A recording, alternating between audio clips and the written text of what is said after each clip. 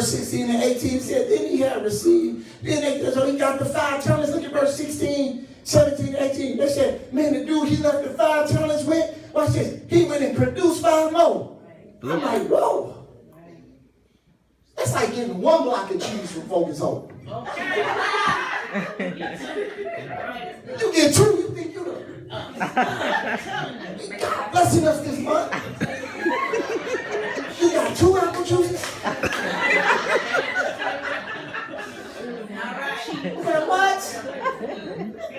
How many of your friends that they ever made a mistake and bless your friend and you jumped up and said, hey, tell me what the hell was up? No, you don't want to mess your hookup up. You're like, no. They didn't bless me, it was a mistake in Jesus' name. Man, verse 16 said he took the 5, he made 5. And this is Jesus leaving the talent with the people. Look at verse 16. He that received 5, he made trade and made 5. Look at verse 17. And likewise, he that received 2, man, he made 2. For all my husbands. Their job was to multiply what they had for Jesus. Don't tell me Jesus wasn't a brother. Because can't nobody flip like brothers. Flip what you got. He said, Jesus left him the talents. He said, flip it and I'll be happy. If you're going to be a good person, make sure it's 3 other people that's good people because they came into contact with you and I'll be happy. That's it. That's it. He said, if you're making $20,000 a year, baby, you swagging up, turn it into 40 and I'll be happy. In other words, take what you have and multiply it so that you can have what you need. I'm not giving you wealth, but I give you the power to get wealth. In fact, Jesus told his disciples, he said, I got to leave. Listen how, man, Jesus was listen, before ghosts, it was Jesus. Listen. No, for real. Listen, what Jesus said. He said, I have to go to my Father because there's only one of me. But greater work shall you do. You know how many Holy Ghosts it is now? He took one and put it in every. Jesus was the multiplying king. Don't tell me he wasn't a brother. They was hungry. I feel like I'm working out of here now. They was hungry. They said ain't no Captain J's around here. You can't get 50 for 20. Jesus said, what we got? You know it's about you know you dealing with a real hustle. He be like, he said, hey, we ain't got this, we ain't got that. What do we have? You need to know what we got. Right. There you go. A little boy's lunch. A loaf of bread and 2 fish. A 2-piece. It's a 2-piece. 2-piece, sir. Jesus fed the whole city. Yes, he did. Could you imagine being the one that was with Jesus? Jesus come up to you. Come here, Piccolo. Jesus come up to you. He say, listen, man, this is what we're going to do. I'm going to break this and I'm going to bless it. What? What else, Jesus, we going to do? What we going to get this money? He said, take this. This is what I want you to do. Walk around. Because you know, feeding that many people, you can't have it all in there. See, some of us don't believe it till we see it. But how many of you know that it's believing it is seeing it? Mm-hmm. Some of us went away. He said, this is what I want you to do. Go in that crowd. And when you reach in here, it's going to be something for you to pull out. Mm-hmm. Ain't nothing in the basket.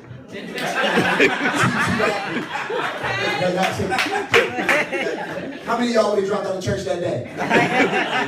Took your collar off and said, hey, listen, this pastor right here. But they had to have enough faith to reach into an empty bank account. Because you know your lack of finances don't stop your dreaming. And God don't bless you because you got finance. He bless you because you got a dream. And if you stop, if the devil knows he can get you caught up on your materials and you stop dreaming, you don't give God nothing to work with. But baby, as long as you know that you can reach down into nothing. And let me give you one more. You're almost there. Let me give you another one. Listen. Hey, look, y'all, we ran out of wine.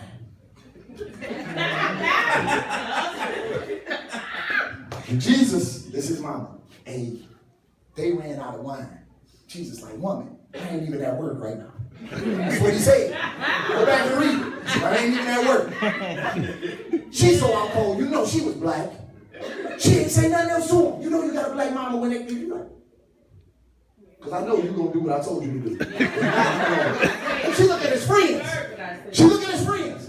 Do what he tell you to do. How many of y'all have got in trouble by your friends' parents? That's what I'm saying. Listen, that's what I'm saying. This is black stuff. This is black stuff. I done got in trouble worse by my... Go to the pot. Fill the pot up.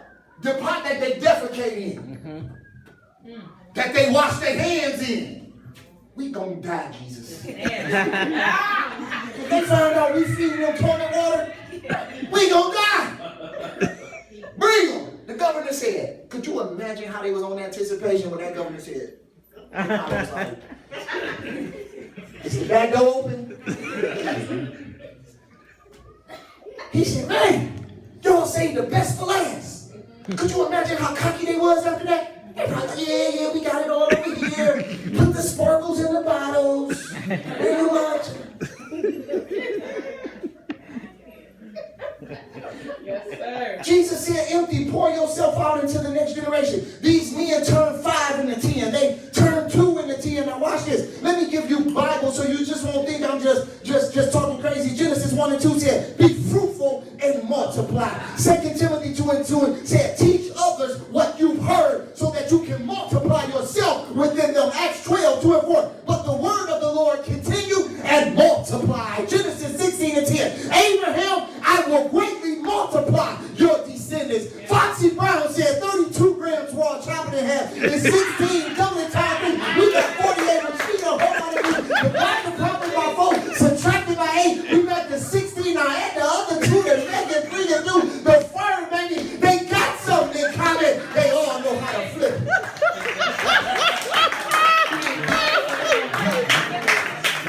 I'm showing you that principle is not just stuck in the realm that you think is stuck in. See, because we looking at everybody else be blessed. They working the principles you should be working. Amen. They working it on dope. We just got to work it on His goodness. Right. Lord, I'll treat people how you treated me. Lord, I won't judge nobody because I know what it feels like to be judged. Lord, I won't falsely accuse nobody because I know what it's like for somebody to say you did something you really ain't do and you can't open your mouth. Lord, I'll be what you want me to be. Yeah. So flipping is a God thing. Look at verse 18. It says, but he that had received one went and he digged in the earth and he hid his Lord's money. Now I have a problem with this because it could it be that he minimized the importance of his one because his brother had 5, his other brother had 2, and because his homeboys got more, he said, I'm just going to go hide what I got because I can't take the risk because if I lose it, I won't have nothing. But God would rather you take a risk and lose it all than to have everything and sit on it. God would rather you take a risk and lose it all than to have everything and sit on it. So he says he hid it in the earth. He didn't pay his offering or tithe or whatever it is because it was so insignificant it was worthless. Have you ever had such an insignificant amount of money you thought it was no power in it? The combo meal is 5 and you got $4.37. And you feel you know how precious that other 70 cents is. I know I ain't the only one that went to buy something and I had to look under the seat just to get enough change there. He said it's insignificant, so he hid it. He missed church when they said that the harvest is in the seed, not you get a harvest, then you sow your seeds. You know that in order to get an apple tree, you must first have an apple seed. And the tree is in the seed. It's not the other way around. It's a reproduction. You have to understand that what you have is important and is worth more than what you're giving it credit for. Somebody say amen. Amen. And I'm talking to somebody because watch this. You may be on a job that really ain't paying you what you worth, but thank God the job ain't paying you anyway because the job can't pay you what you worth. Only God can pay you what you worth. The job is just seed so that you can get the door open to where you going. Y'all sick of me yet? Amen. So watch this, verse 20 4. Let's go 20. Let's go 19. So he took his one seed and his one talent and he planted it. Some of you, and we're not just talking about money, even though they're talking about money here, talents, but what about your talent? Look at verse 19. After a long time, the Lord of those servants cometh and he reckoned them with them. So the Lord comes back. He want to see what they did. Jesus comes back to check on you. He said, I want to see what you've done with what I've given you. Now watch this. Look at verse 9. Let's go 19 through 23. After a long time, the Lord of those servants coming back and reckoned with them. Look at 20. So he that had received 5 talents came and brought another 5 talents, saying, Lord, thou deliverest unto me 5 talents. Behold, I have gained beside them 5 talents. In other words, I flipped what you gave me, now I'm good. Somebody say amen. Amen. Look at what God said to him. His Lord said unto him, well done, thy good and faithful servant. Thou hast been faithful over a few things, I will make thee ruler over many things. Enter thou into the joy of the Lord. So I'm trying to explain to you how to get more and be joyful. Look at verse 22. He also that received 2 talents came and said, Lord, thou deliverest unto me 2 talents. Behold, I had gained 2 talents beside them. Look at verse 23. His Lord said unto him, well done, thy good and faithful servant. Thou hast been faithful over a few things. I will make you rule over many things. Enter now into the joy of the Lord. Yeah. Now watch this. You've heard me talk about this if you've been at this church throughout the years. Notice this is the only place that you hear him saying, well done, thy good and faithful servant, now enter into my rest. When he's talking about money. Because it ain't just about money to Jesus. He said, where your treasure is, there your heart will be. Meaning, not your heart is, where your heart will be. In other words, he said, the thing you invest your money in, your heart will learn to love it. Why? Because the currency of the kingdom is calling for your finance, but what we do, we put it in everything externally that we think will make us happy. He said, well done, thy good and faithful servant. Thou shalt enter into my rest. But he's talking about what they did with the... Now watch this. They're getting the same reward in the end, because how many of you know God doesn't look at the amounts more than he looked at the action of faithfulness that you did. Notice that he told the one with 5, well done, thy good and faithful servant. He told the one with 2, well done, thy good and faithful servant, because God sees percentages. In other words, they both had 100% return on their investment. So whether you started with 5, 2, or 1, you're going to get the same reward in the end. In other words, when I leave this body, my spirit is going to be with the Lord. Just like somebody who ain't never made a mistake their whole life and it was only one. Just like somebody who made way more mistakes than me. The rewards to say, why? Because it's not about what you have. It's about what you do with what you have. So in his eyes, they both multiplied 100% because he's only concerned about with what he gave you, not what you think you should have by watching garden cable in the box. So watch this. He says, what are you going to do with your talents? Watch this. I don't go to church because they hypocrites, knowing that you are not happy about the church's hypocrisy. This is like what the guy's about to tell Jesus. Let me read it first. It says, let's read 24. Then he which had received the 1 talent came and said, Lord, I knew that you was hard man, reaping what you have not sown and gathering where thou hast not strawn. And I was afraid, and I went and I hid thy talent in the earth, that thou hast yours. Now watch this. In other words, this is what he said. He said, Lord, I know you don't like hypocrites. So I don't go to church because they are hypocrites. And knowing that you are not happy about the church hypocrisy, I decided to stay home and praise you by myself.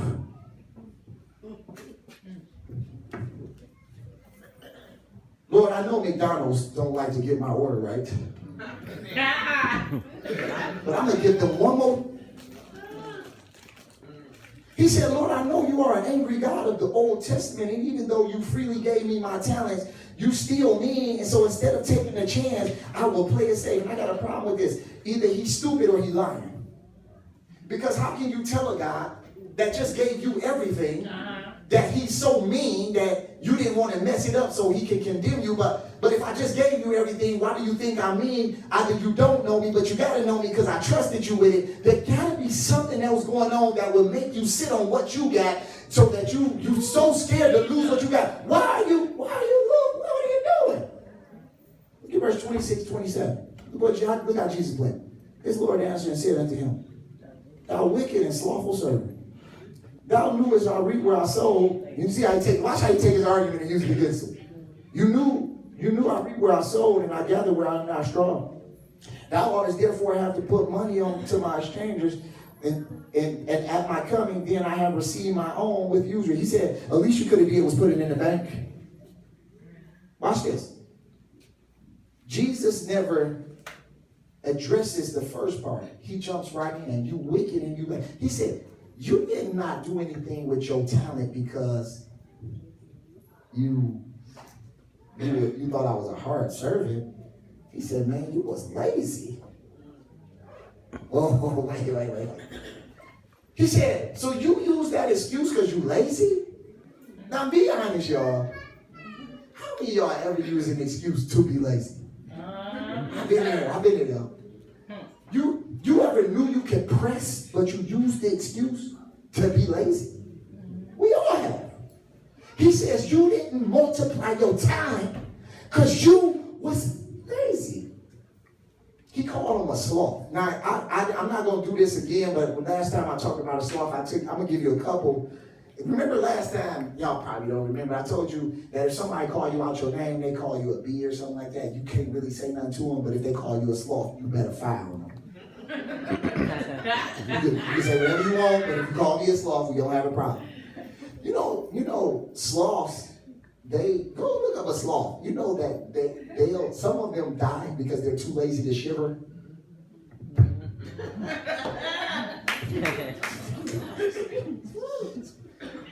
All you got to do is shiver. How many of y'all just shiver? Hey, listen, my wife, it can be 80 degrees. She gonna shiver. What's wrong? I'm cold. No, it's 80 degrees. And then when it get cold, she be like, oh, it's hot. She looked at me the other day and said, there's some change going on.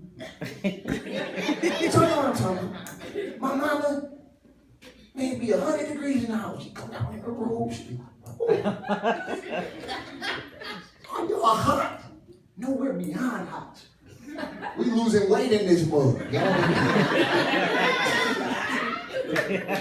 ever just went to sleep because it was so hot? You're like, if I go to sleep, I'll be all right in the morning. Because y'all do know when we was little, we didn't have regular doctor's appointments. We went to the clinic when we was about to die. But the other remedy for going through something was go to sleep. If you're hungry, go to sleep. Your head hurt? You gotta go to sleep. Drink some water. My daughter I'm almost there, y'all. I'm sorry. I'm almost there. Yeah, I'm almost there. My daughter made a mistake and told us that when she eat chocolate, her head hurt. Me and Angel was downstairs giving each other high fives and everything. We got it now.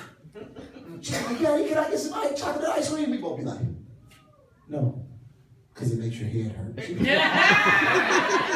like, well, it don't make it hurt no more. We be like, no. You sit. Y'all ain't hearing what I'm saying. Y'all ain't hearing what I'm saying. Sloths spend most of their life upside down. That's probably why they be crazy though. Could you imagine being upside down every day? The blood rushing, what they say? Blood rushing in your head. Y'all ever been upside down? You got lightheaded?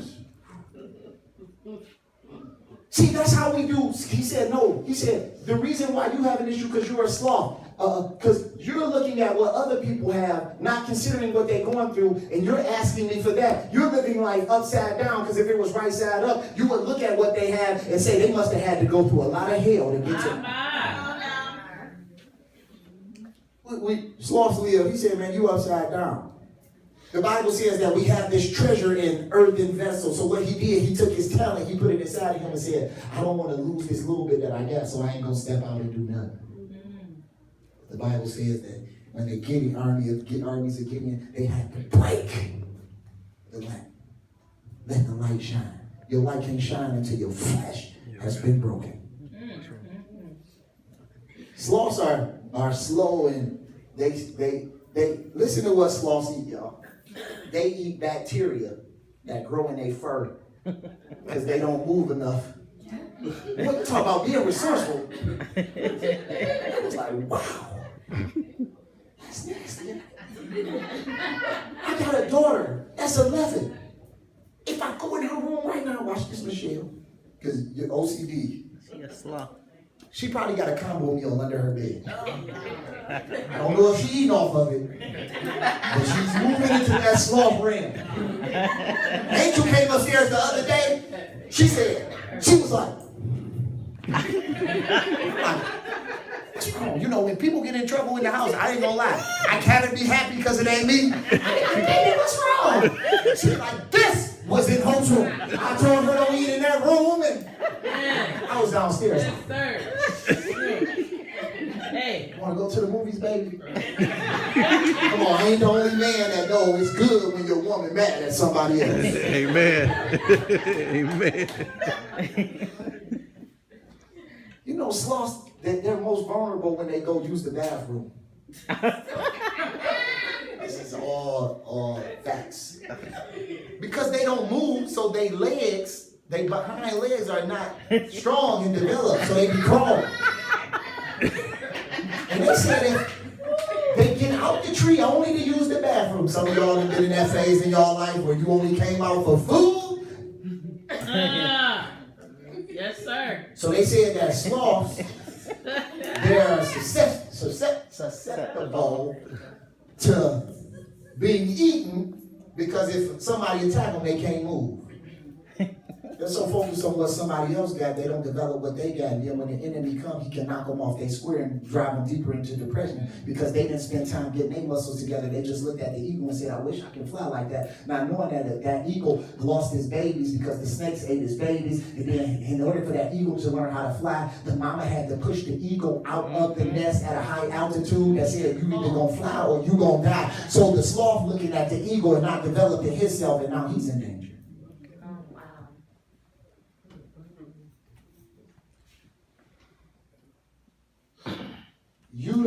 You didn't do it because Jesus said, you didn't do it because you was lazy. And that's wrapped into an excuse. And then you wonder why you feel something is missing. All right.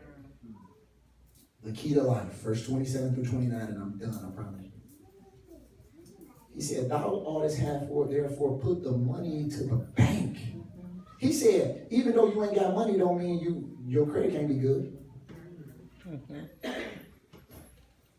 This is not business class, but he said you should have put the money in the bank, but you hid it in the ground. He said, take forth the talent from him and give it to the one which had 10. Watch this. That's so unlike what we preach in the gospel. He says, take the one and give it to the one that got 10. Take the one and give it to the one that, verse 29. For unto everyone that have shall be given. In other words, the key, I'm giving you the key now. He says that if you do what you need to do with what you have, you shall get in abundance. But from him that have not shall be taken away in that which he hath. Verse 30, and cast the unprofitable servant into the utter darkness, separation. There shall be weeping and gnashing of teeth. He said, go get it, and he will add to it. Somebody say amen. Amen. He said, take what you have and allow God to reproduce with what you got. Take your eyes off of other people's things and get it how you live.